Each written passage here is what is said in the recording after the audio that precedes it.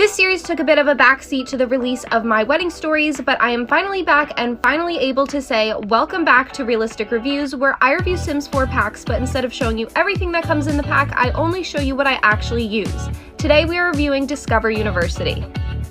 I guess the first thing I should mention is that I don't really use the university gameplay pretty much at all. Ever since my first sim that I had live in Brightchester and do the whole university thing, I haven't really gone back to it that often. And that is mostly because the university gameplay actually takes a really long time, and it's actually pretty difficult to even get your sim to pass all of their classes. You are spending at least 3 full sim weeks pretty much constantly working on university work, and as somebody who plays rotationally, I just don't really want to spend that much time away from my other sims. Now, that doesn't mean that this pack is completely useless to me, because there is a lot that I use in Create a Sim and Build By, including all of these doors and windows. The toilet stalls are definitely a staple item for me. I use them in all of my community lots.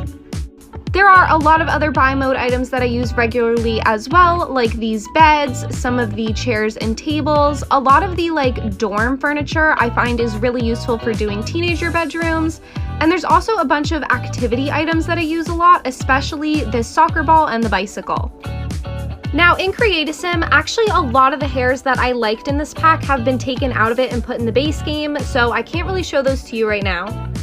The pack does come with some new eyebrow and nose piercings, which I like, and it's also one of the few packs that comes with new tattoos, which I do like as well.